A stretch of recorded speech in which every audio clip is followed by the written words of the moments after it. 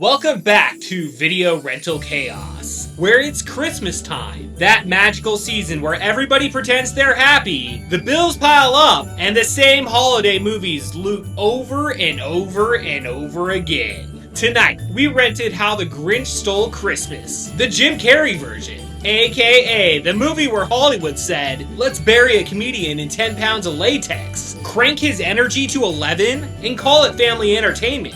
Whoville is loud, chaotic, and aggressively cheerful, kinda like your relatives after a whole bottle of wine. And somehow, through all the noise and the screaming kids, Jim Carrey provides a performance that's pure insanity. So grab your VHS, fake a smile, and let's celebrate Christmas the only honest way, by spending time with a green asshole who actually makes sense.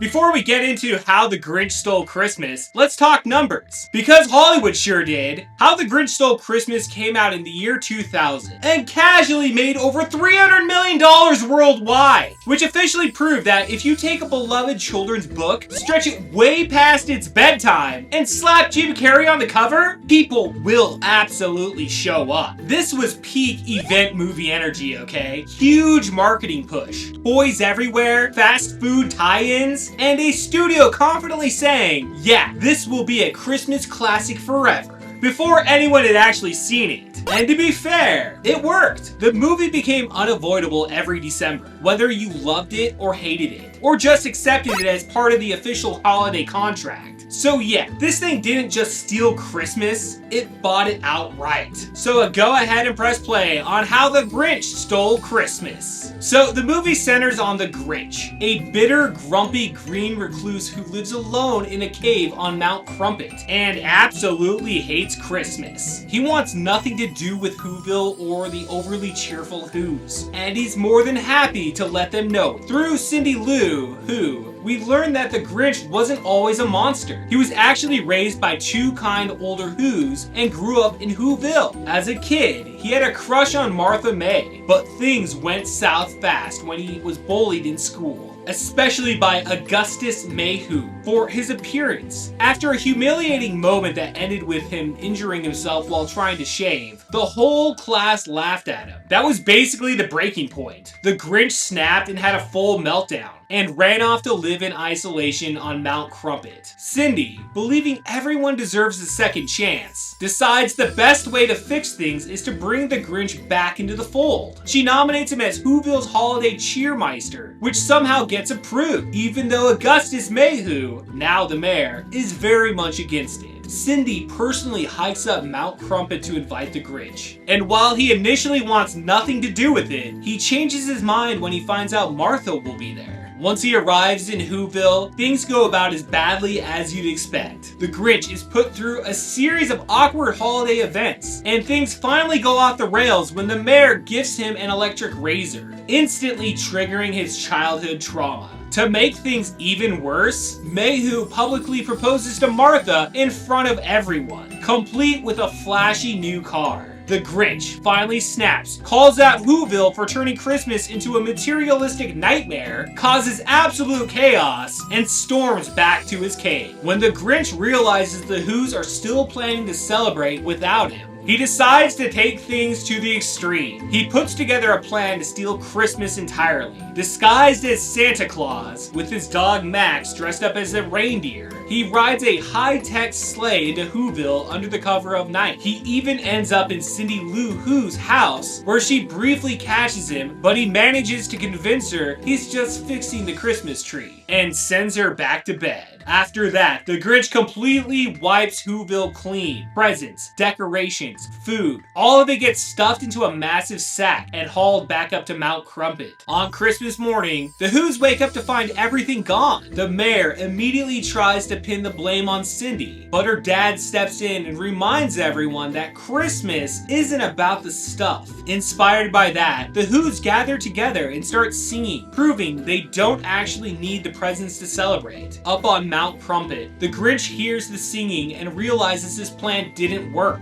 That's when it finally clicks. His heart grows 3 sizes, and just in time too, because the sleigh full of stolen Christmas stuff is about to slide off the mountain with Cindy still on it. In a big emotional moment, the Grinch finds the strength to save her and the sleigh. In the end, the Grinch returns everything to Whoville, apologizes, and even turns himself in, only for the town to pardon him. Martha dumps the mayor on the spot, chooses the Grinch instead, and the movie wraps up with the Who celebrating Christmas together in the Grinch's cave. How the Grinch Stole Christmas, ladies and gentlemen! This is definitely a holiday favorite for a lot of people out there. I can't always say it was one of my favorite Christmas movies over the years. I remember pretty clearly being a teenager when this movie came out, and at that point, I was pretty much done with what I considered little kids' movies, which is honestly how I viewed it at the time. It wasn't until I had my own kids that this one really started to become more of a tradition over the years. Jim Carrey has always been one of my favorite comedic actors. The first movie I ever saw him in was Ace Ventura: Pet Detective, and that's definitely a movie we will rent one day on Video Rental Chaos. But we're specifically talking about his performance here in How the Grinch Stole Christmas. It's great. The guy was a genius for his time. No one was bigger in comedy than Jim Carrey in the 90s and early 2000s. Overall, I enjoy this movie every year. The makeup effects they did for the Grinch are something I really miss about this era of filmmaking. This was right before CGI completely took over things. Nowadays, a lot of this would have just been fully computer animated. But back then, they had full sets, practical effects, and only minor computer effects here and there. This movie really puts you in the Christmas mindset. Whoville is pretty badass. It's an all-star cast in this movie, and it's always cool to see Clint Howard pop up, obviously, as this is a Ron Howard film. Speaking of Ron Howard, I honestly forgot until sitting down to watch this for the episode that he actually directed it. I was always a fan of Happy Days, watching that shit on Nick at Night as a kid. Overall, I think this is a solid Christmas movie. It's funny that we call it a modern day classic, even though it came out 25 years ago.